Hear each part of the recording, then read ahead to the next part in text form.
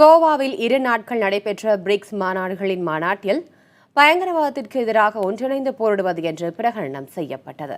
பொருளாதார வளர்ச்சிக்கு நேரடி அச்சுறுத்தலாக பயங்கரவாதம் திகழ்வதாக பிரதமர் நரேந்திர மோடி கவலை தெரிவித்தார்.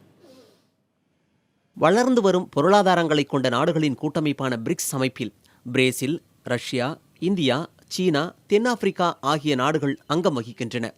இந்த கூட்டமைப்பின் 8வது மாநாடு கோவாவில் நடைபெற்றது. முதல் நாள் நிகழ்வில் பிரிக்ஸ் தலைவர்களை சந்தித்து பல்வேறு அம்சங்கள் குறித்து பிரதமர் மோடி பேசினார்.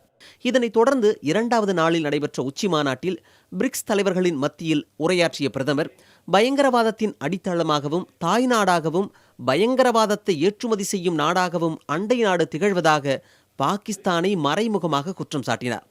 பயங்கரவாதத்தை வேறிருக்க பிரிக்ஸ் நாடுகள் ஒருங்கிணைந்து போராட வேண்டும் என்று வேண்டுகோள் விடுத்த மோடி, பொருளாதார வளர்ச்சிக்கு நேரடி அச்சுறுத்தலாக பயங்கரவாதம் திகழ்வதாக கவலை தெரிவித்தார்.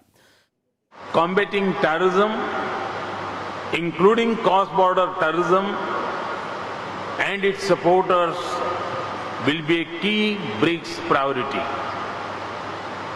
We will also work closely to fight tax evasion, black money and corruption.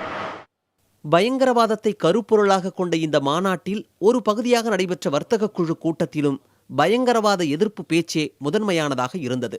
பயங்கரவாதத்திற்கு எதிராக பாரபட்ச நடவடிக்கை இருக்கக்கூடாது என்று பிரிக்ஸ் நாடுகளின் தலைவர்கள் அப்போது வலியுறுத்தினர். பிரிக்ஸ் நாடுகளின் வளர்ச்சிக்கு ஒத்துழைப்பு நல்குவதாக சீன அதிபர் ஜி ஜின்பிங் உறுதியளித்தார்.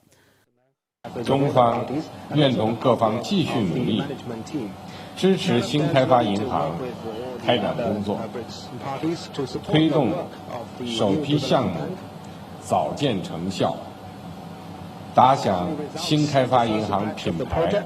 И приглашает предпринимательские круги всех стран БРИКС работать на нашем рынке, развивать партнерские связи с российскими компаниями.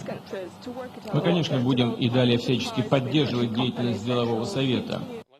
பிம்ஸ்டெக் எனப்படும் அமைப்பில் அங்கம் வகிக்கும் இலங்கை, நேபாளம், பூட்டான், மியான்மர் உள்ளிட்ட நாடுகளின் தலைவர்கள் பிரிக்ஸ் மாநாட்டில் பார்வையாளர்களாக கலந்து கொண்டனர். இலங்கை அதிபர் சிறிசேனவுடனான சந்திப்பின் போது பயங்கரவாத ஒழிப்பு, பொருளாதார ஒத்துழைப்பு குறித்து மோடி பேசினார். மியான்மர் வெளியுறவு அமைச்சர் ஆங் சான் சூகி, நேபாள பிரதமர் உள்ளிட்டோரையும் பிரதமர் மோடி சந்தித்து இருதரப்பு நல்லுறவை மேம்படுத்துவது குறித்து பேசினார். மாநாட்டின் முடிவில் பிரிக்ஸ் மற்றும் பிம்ஸ்டெக் அமைப்புகளின் தலைவர்கள் குழுவாக புகைப்படம் எடுத்துக் கொண்டனர். புதிய தலைமுறைக்காக ஜி. பாலமுருகன்.